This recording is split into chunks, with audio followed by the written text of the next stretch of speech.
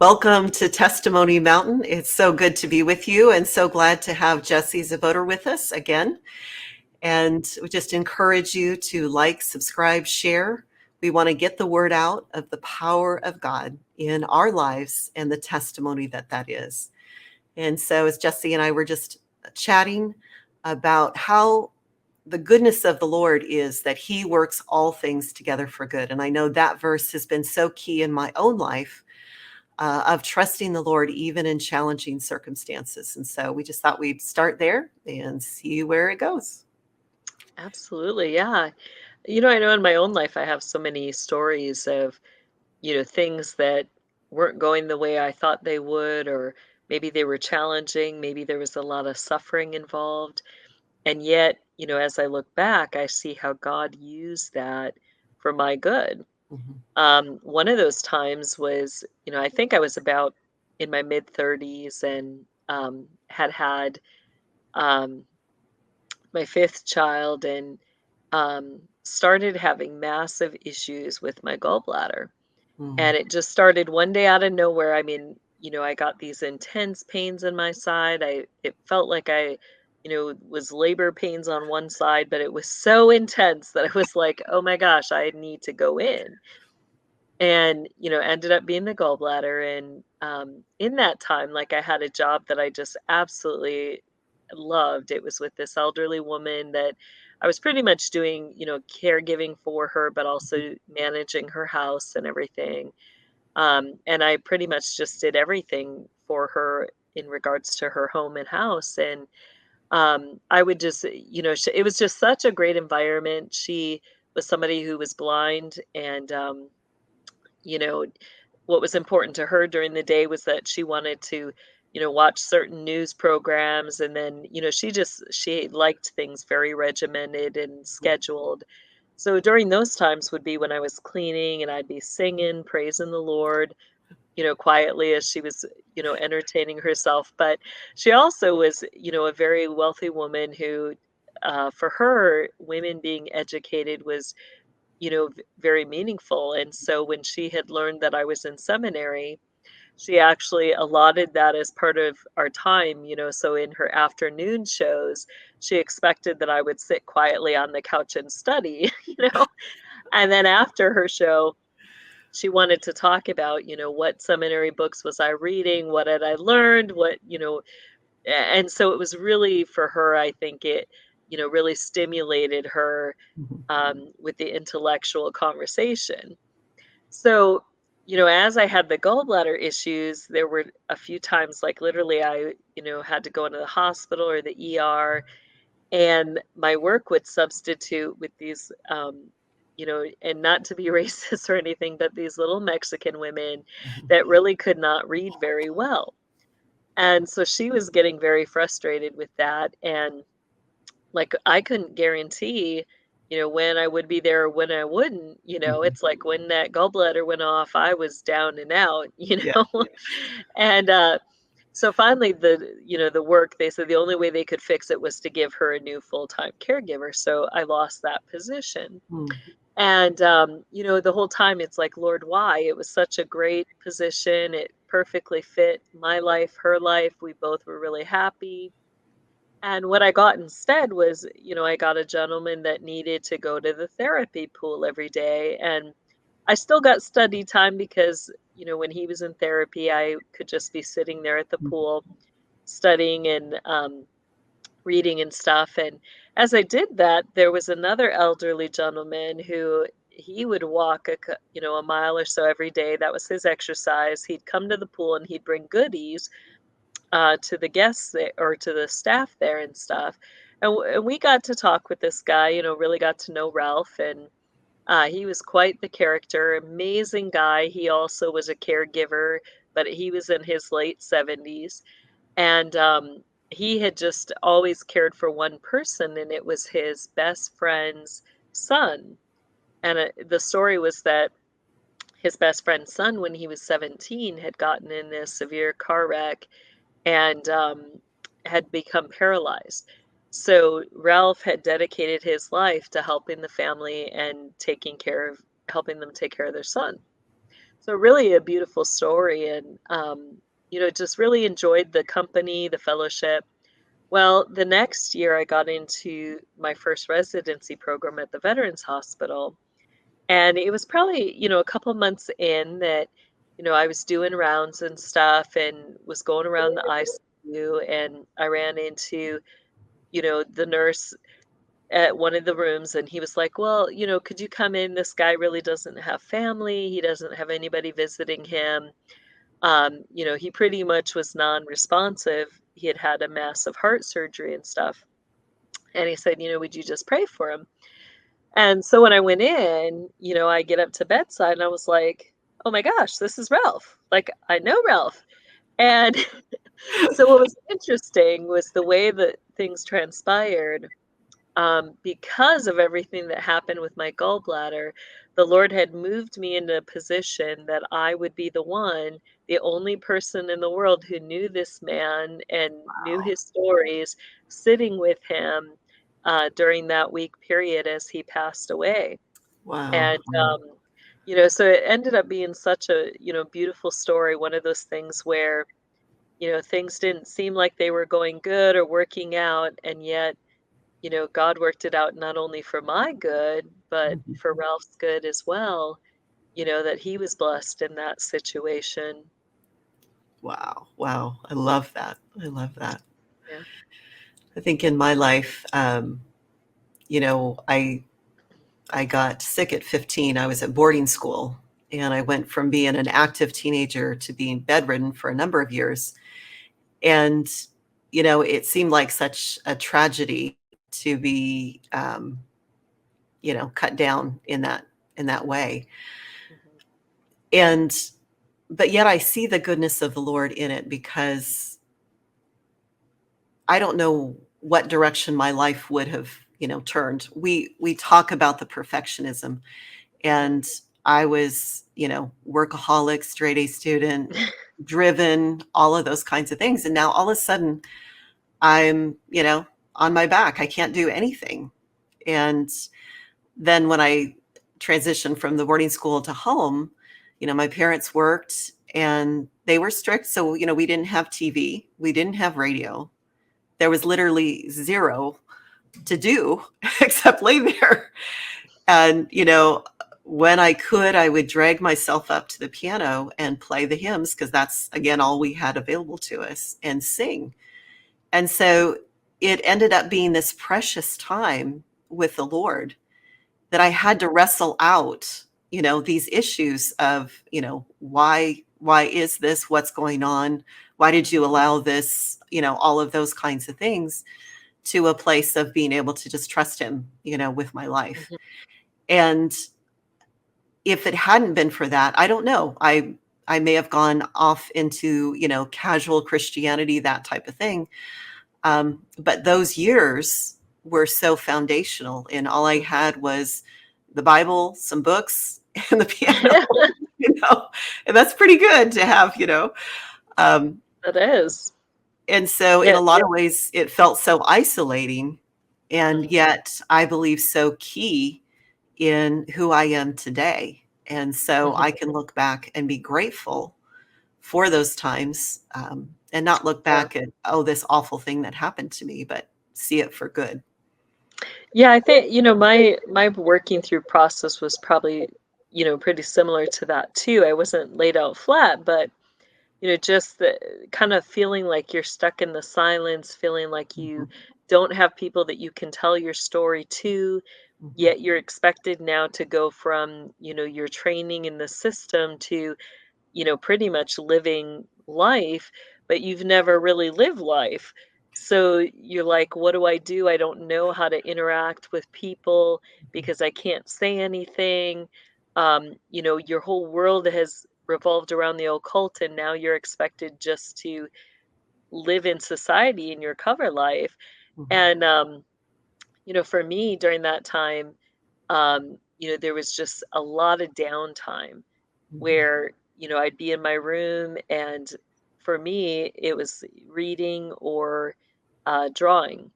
mhm, And I love to create games. I loved, like, um, I'll just say in general, people fascinated me. So I would create these games where, you know, out of my drawing stuff, I love to make paper dolls for, my sister and other people. I love designing clothes. So I would spend hours and hours, playing these little games to come up with the people that I would draw. How many people would they have in the family unit? Would they have a dog?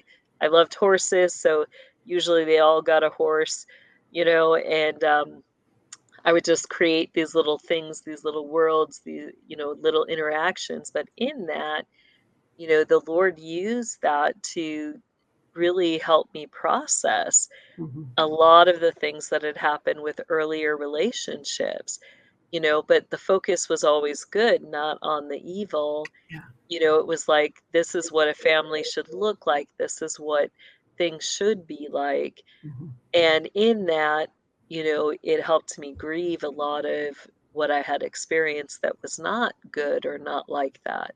Mhm. And I didn't have other people that I could process emotions with at that time, or, you know, so that was kind of the way that I processed, was through the art and the writing. And That is so beautiful. The Lord provides a way, through yeah, everything. absolutely. And I think, what you were saying is that focus on the positive side of things, that Mhm. really is key in reframing, what we've been through, any of us, through whatever Yeah, trauma is. We can be the victim. We can look at it and go, oh, these horrible things that happened to me, but we will stay stuck in that yeah. place. But when we can see the hand of the Lord in it, it makes all the difference. Mm. That's why, for me, I think one of the pivotal things the Lord did was, as I got out at age 10, um, really one of the only resources I had was our church library. Mhm. And the books that they stocked up in there were missionary books. And those so resonated with my heart, not only because of their faith, but Mhm. because they displayed the reality of the brokenness, as Mhm. they went into these communities.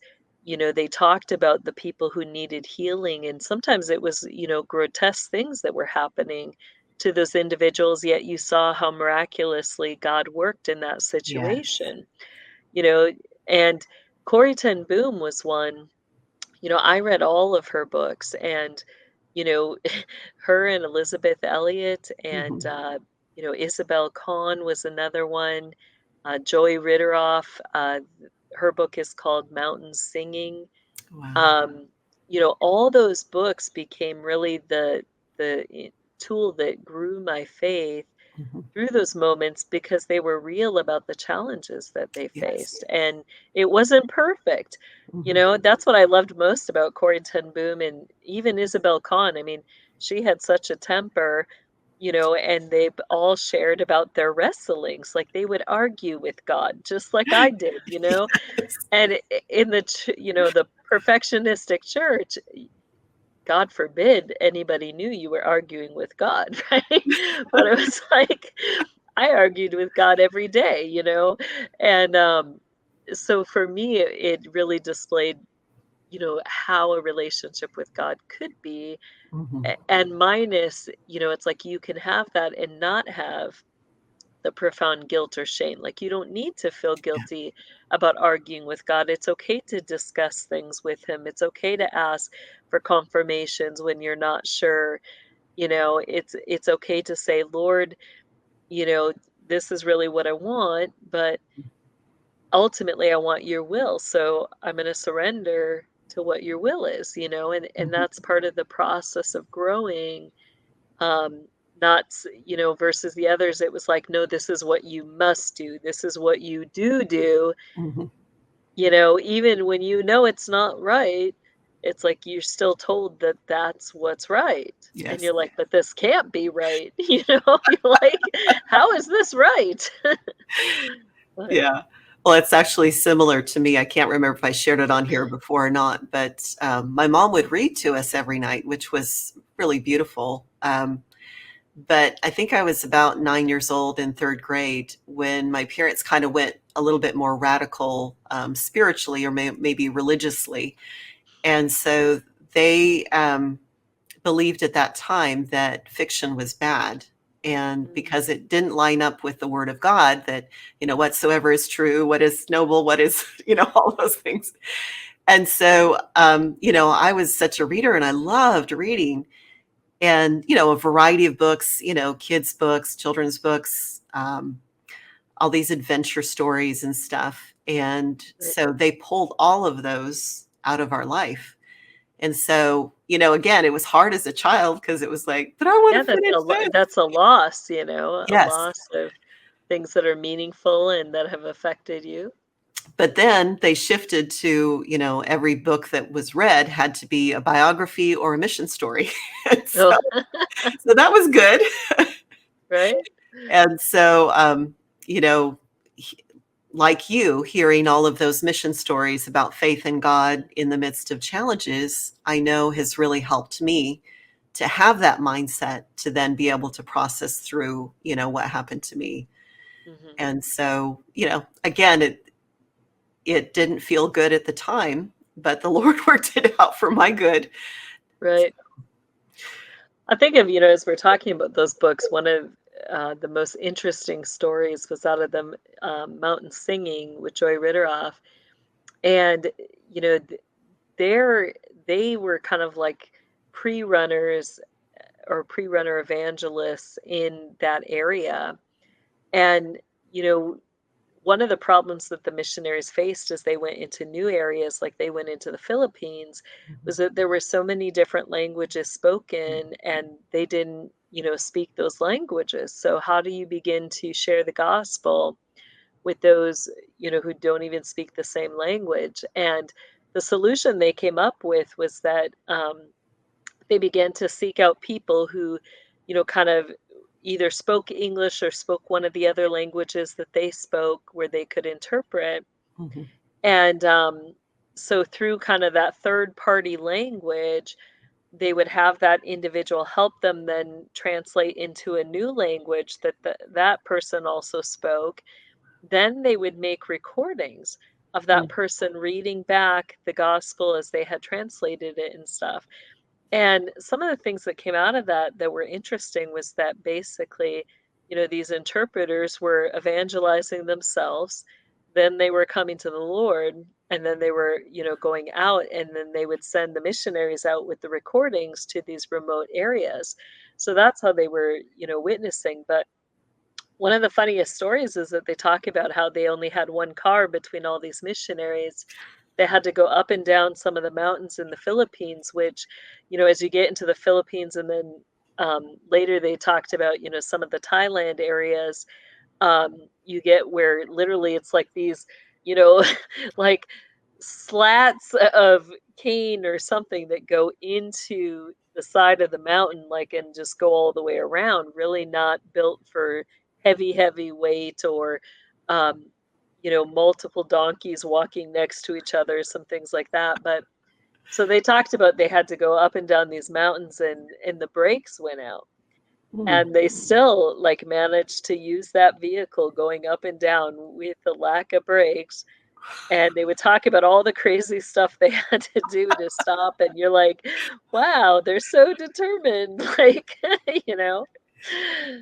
And I just think of that, how many times, things go wrong for us too, and they talked about, um, they had to plan things around the rain season because once the torrential rains started, those people higher up on the mountains were not gonna be coming down. Mhm. So they would, target the marketplaces where those people would come down to once or twice a year, and they would wait till, like, the last minute praying for those people higher up in the mountains to come down and buy stuff. And the one I think it was one of their trips, um, the rain started, yet the Lord did not give them permission to leave. The Lord told them to wait.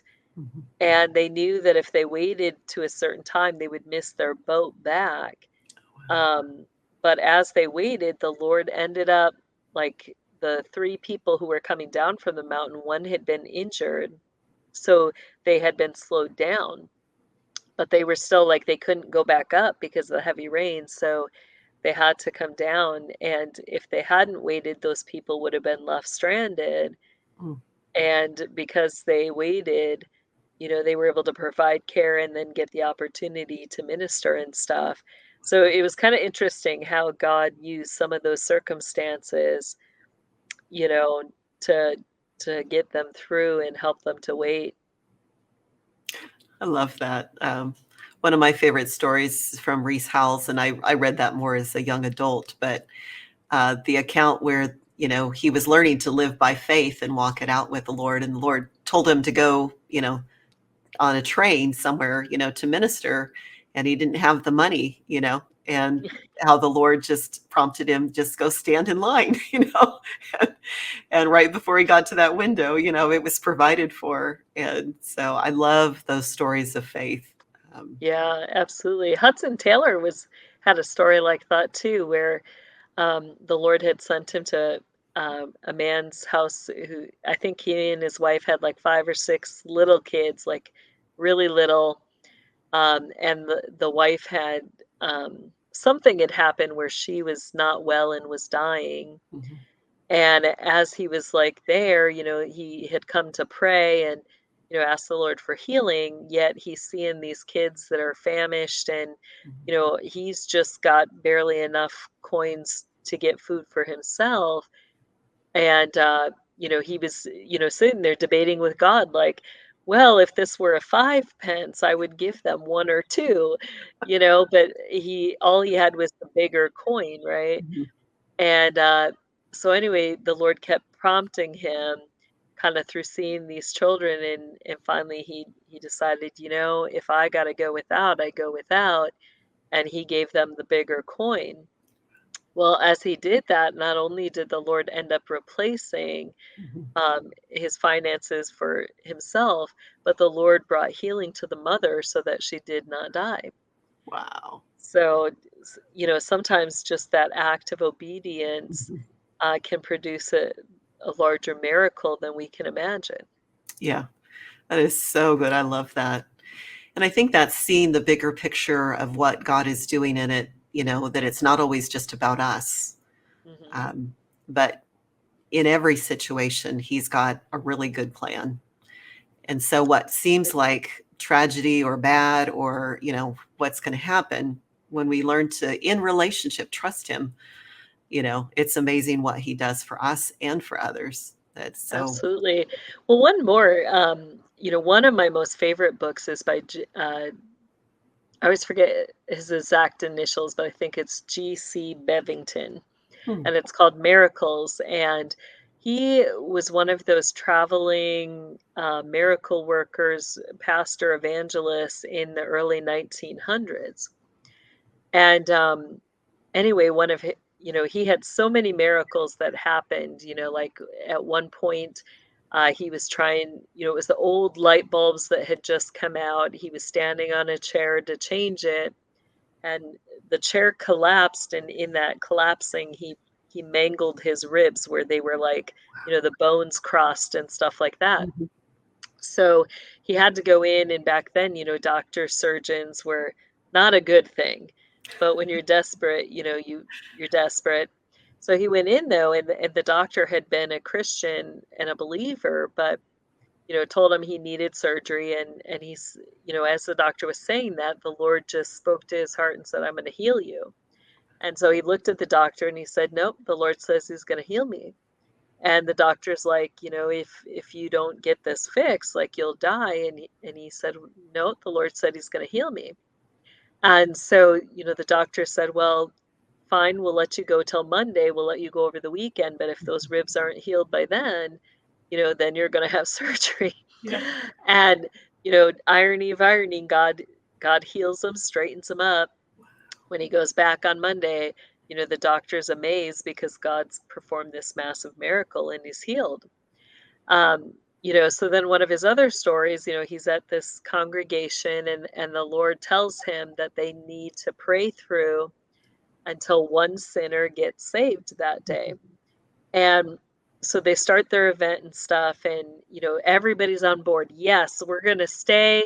We're going to all pray through together till one sinner gets saved. But as the evening presses on, people, get discouraged. They start wandering off, and by 8 o'clock, they're down. to less than half the congregation. It goes on in the story where, eventually they get to like 10 o'clock, and then he's left with like these two women, only two out of the whole congregation stayed with him and continued to pray. And then it's getting close to midnight, and I think it got down to like the last like 15 minutes. And as these three are praying, all of a sudden this drunk man stumbles through the door. Bevington says, "Hallelujah, we've got our sinner." And he says, like, in 5 minutes, the Lord sobered the guy up. They witnessed to him, and he got saved before midnight. Wow. So you're like, how many of us, when I think of that, so many times, the Lord tells me he's going to do something, and, Mhm. it seems like it tarries, it gets drawn out, and you're like, when, God, when? And, some things you get to the point where you're like, it's been years. And you're like, Lord, I have been praying for this for years, and you get discouraged. Like, it's not going to happen. But Mhm. we have to be strong, to say, okay, Lord, let us live like Abraham did, Yes. where it's not just that he believed that God was going to fulfill that promise, but he lived as though God already had fulfilled it, even Yes. though he didn't see it yet. And getting to that place in our faith, especially with healing, that can be the Mhm. hard thing sometimes. I can remember certain times, where the Lord had told me he'd heal, especially my gallbladder. And his way of healing was not the way I had expected it to go, but the Lord had said, I'll heal you. Mhm. And, it took 3 years. And then, it was that third year, like I had changed diet. I had, passed all of these gallstones. I had gone through everything to try to manage it. And then, Mhm. that third year, I thought, oh, things are going well. I knew what triggered it. I knew how to kind of keep it at bay. And then one day, I woke up in extreme pain. It just wasn't releasing. And of all things, I was at a new job. I had just made connections with people. I knew, the surgeon that was there. And that morning, I went to work, and of all chances, he just happens to pass me, and he's like, "I don't like that look on your face. Your gallbladder's bothering you, isn't it?" And it's like, "No." And he's like, "Yes, it is." And he says, "I told you, if that lasts more than 4 hours, you're getting that out." Sure enough, 4 hours later, he's checking on me, and it's like, I'm in so much pain, And then he's like, "You're done with work today. You're having surgery tonight." And it's like, "No, no, I'm fine." And he's like, "No, you're not." But I needed that older person to say to me, I mean, Yes. at one point, he literally took me by the shoulders and said, "You're having it out tonight. Yeah. I'm not arguing with you. It's coming out." You know? And as much as I had fought it, as much as I had tried to, keep it, the Lord knew what was best and Yeah. knew what I needed to be obedient in that situation.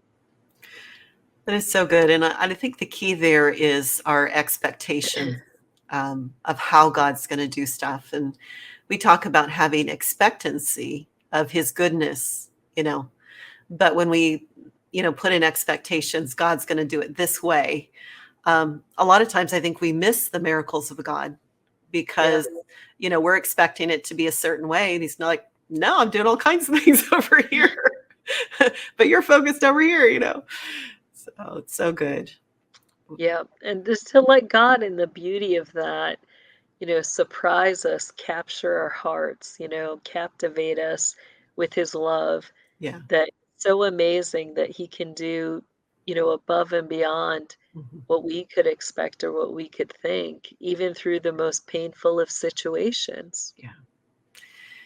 And to know He's really after our heart, and it's about relationship. Because some approaches to both finances and healing, physical healing, is I've just got to think the right thoughts, do the right thing, make the right declarations, and it's from this place of that perfectionism we've talked about, or striving and performance. And then there can be a lot of disappointment, like, well, I did all the right things. How come God didn't come through? Why did it not work out? Yeah. And it's like, well, because you didn't do a single thing that the Lord wanted you to do in that situation. Yes. You did what you thought was best. And we use the Bible, we use scripture, we use those things to, validate or prove ourselves that, yes, this is the right way. Mhm. But the Lord's sitting there saying, you didn't even ask me, Yeah. you know? And that's the beauty of the relational connection is, we're invited to ask questions, to have the conversation. Yeah. I think in a lot of the way, a lot of it in the church, but also in the cult is, this, you got somebody who's telling you what to do every moment. And in some ways, we may like that. Some people like it more than others, but it's like, then I don't have to take responsibility. Right. And even in the, is God saying this or that? Like there's only one right way and then there's a wrong way. And we've got to figure it out in this stress and striving instead of, in a lot of ways, God has a lot of different paths for us that are good. Yeah. And, we get to walk them out.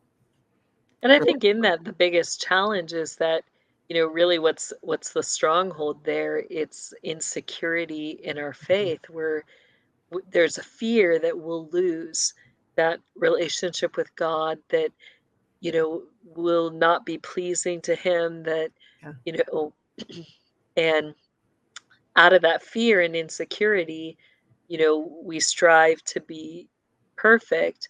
And yet we don't even realize that how do we really get to that place of, delighting in pleasure and joy in the Lord and, having that assurance of our salvation. Yeah. It only comes through that relationship, and that means that, the hardest thing to do is to Yeah. trust that if we make a mistake, if we don't do it quite right, um, if we make a decision that even harms ourselves or others, that God is going to love us enough to work through that with us, and that nothing we do can lose that relationship. Yes. Yeah. And, for those who may have been programmed, in certain ways, I know for me, it was do whatever the man says was part of my programming. And even though I've broken free of a lot of that, I can find even when my husband asks me to do something, it's like, yes, yes, yes, and, and I'm learning more and more, it's like, oh, okay, just pause. All right, I have a choice. I can make a decision. I can say yes or no. Um, I think it's been a little harder on him because he was used to our early marriage when I would do anything like that. And so it's taken some adjustment. But sometimes we feel that way with God too, is it's like, Mhm. okay, he's giving me the marching orders, I've got to do it. Yeah, Um, instead of having that argument with God or that conversation with God. Um, and even just, it was a little while back where I was struggling with a decision and I just didn't know, what to do and, just crying out to the Lord. And I felt like he took me to a council room in the heavenly realm. And there were different papers that were put in front of me. And I knew they represented different choices, hmm that I didn't just have one choice to make. And that even though I couldn't like read what was on the papers, I knew that it had the um, the rewards and the blessings as well as the challenges, because every mm, decision has a different, you know, right, set of blessings and consequences in the Lord, right, different character things that He's working in us through it, and all of those kinds of things. And so I was just looking at those, and then, He just said, and you can give it 6 months. And mm, it was one of those things is so much times when we're in decision making, it's like we feel like we have to make a decision now right, and we have to get the right choice. But in that relational space, when we're able to sit back and go, God, I know you have good things for me. hmm I'm going to rest in you and let's do this together. It's so much more rewarding. It's so much more fun um, than that robotic. I got to figure it out. I got to get the right thing. I've got to do it right. right. All of that.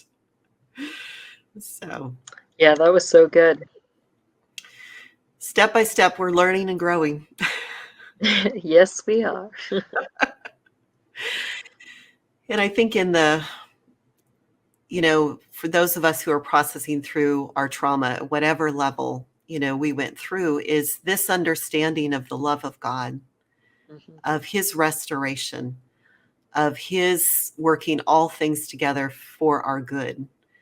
We can learn, I think, like we talked last time, about making mistakes, and it's okay. And, it's not going to be fire come down from heaven and consume us, those kinds of things.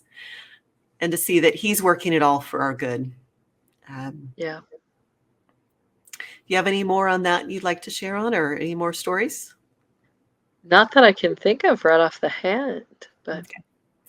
yeah, great discussion today. And We I were always love talking about that, about the process, about the stories, the missionaries, the things that we learn, and always so encouraging and uplifting. Yeah.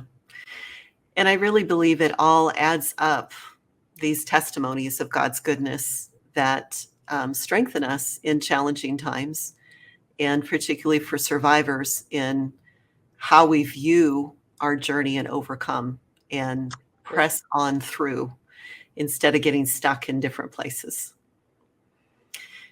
Yeah. And so I don't know if you want to go here. I was talking with you just briefly about some things that surfaced in a session about the Ark of the Covenant, and I thought it was so interesting Yeah, that it was interesting. you and George just did a session Hmm. on the Ark of the Covenant. And I would say this is the false Ark of the Covenant that we encountered. Um, Right. and so I don't know if you have anything you want to share on that. I can share a little bit too, but just how we process some of these things in the cult system versus what is true. Yeah, so in the show, George and I, talked about the Ark of the Covenant, and I was bringing out some of the things that come out of my new course, The Rise of the Righteous, where, the Lord was showing me the three items within the ark, which were, the manna, the almond rod that had budded, which was Aaron's staff, and then the law of the covenant, which had been broken. And so, as I looked at those things, the Lord was showing me how those represent, the greater than these miracles. And each has their own aspect on those miracles and stuff like that.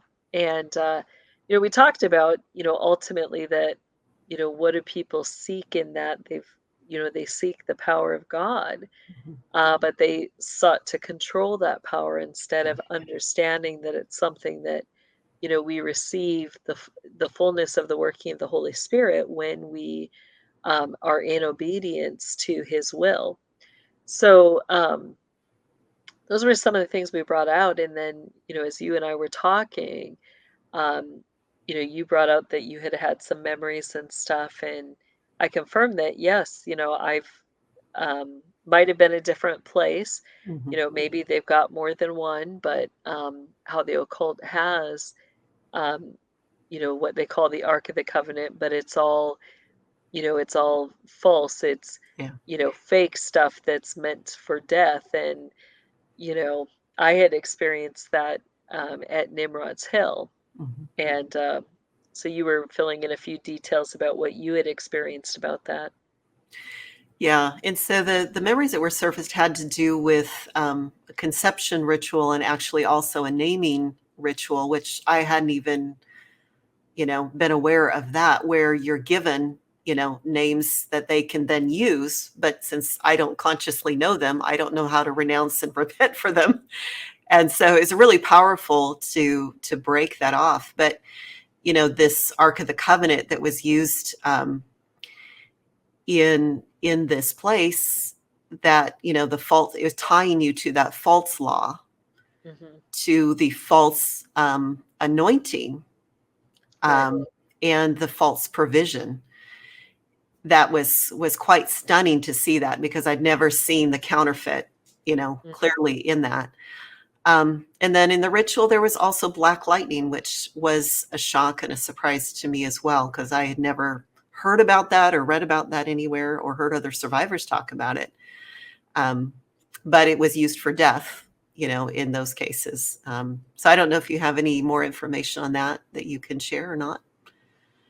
Yeah, just that, I mean, when I saw it, you know, you're dealing with high level Nephilim that were Mhm. using that. And, I assume that it's a form of magic where they're changing the light, the color of the light to dark.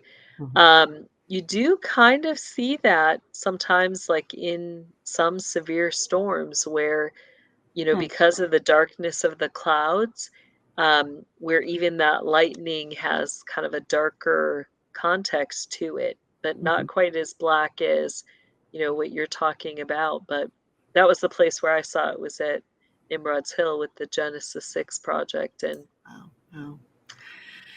yeah, and And there is a special name for it. I know it'll come back to me, but there is a special name for that type of lightning. hmm. And it was so interesting this morning because just in some of the reading devotional time that I was having, it was talking about the prodigal son and about the father and his compassion in the ring, the mantle, and the banqueting hall. And I Mhm. thought it was an interesting overlay, potentially, I don't know, of what was in the ark is the manna, the banqueting hall, God's provision for us, the Mhm. ring and the rod of authority. And then the law, again, different people look at it different ways. I see the law as the character of who God is. And Mhm. so that is meant to be a mantle and a covering over us. That is beautiful and awesome. Yeah. And so, even where the enemy twists and distorts all of this stuff, and where some of us were weaponized by the enemy um, to, bring destruction to God, it won't succeed. And that's, tying this into this all things work together for good is that, as I'm becoming aware of this stuff, it's, I don't have to be freaked out. I don't have Right. to be fearful. I get to go, okay, God, how are you going to use this for good? How are Mhm. you going to transition this? Because in the Lord's kingdom, there is always an exchange. We get to bring him our ashes and we get Right. beauty, garments of praise for a spirit of heaviness, all of these things. And so, no matter what we've gone through, the Lord has a beautiful plan of restoration. Mhm. And that's where I stand on these things because otherwise it can get discouraging as a survivor. Um, Yeah, we can get sucked in by fear, by all of these other things. But when we bring it to the Lord, He's got good plans. absolutely. Yeah. And I think for both of us, what the enemy intended for our harm and to use us for his kingdom, God used for good. we get to totally transition and transform that with the Lord Yeah. into restoration. So that's the joy to me of the life we get to lead. Right. Absolutely. And Makes so it all worthwhile. it Sorry, is. go It ahead. is. Did you have anything else you want to share? No, that was good. Yeah. All right. And so we just want to encourage those of you who are watching is that no matter what you have been through, is that God has good in the midst of it. And I know that there's things and areas that we go, how can you say that, talking about death or torture or torment or any of these other things. And I don't know the full explanation of everything, but I know that his promise is sure that in this life and in the life to come, we know that it is for good and that he will multiply and abound blessings for Mhm. what we have gone through. And that's the beautiful thing about the courts, is being able to ask for recompense, Yeah. um, for what we have gone through and to know that he is faithful in that. He is. And so just encourage you to share this with anyone you know who may be needing that encouragement, who may be struggling in negative thinking and victim thinking and all of those kinds of things, to let them know there is hope. And he is a good, good father that we can trust in, that we can rely in. And so thank you again, Jessie, so much for being on today and You sharing your heart. It's been beautiful. has been, yes. I always enjoy these conversations. Yes. All right. And we'll see you all next time on Testimony Mountain.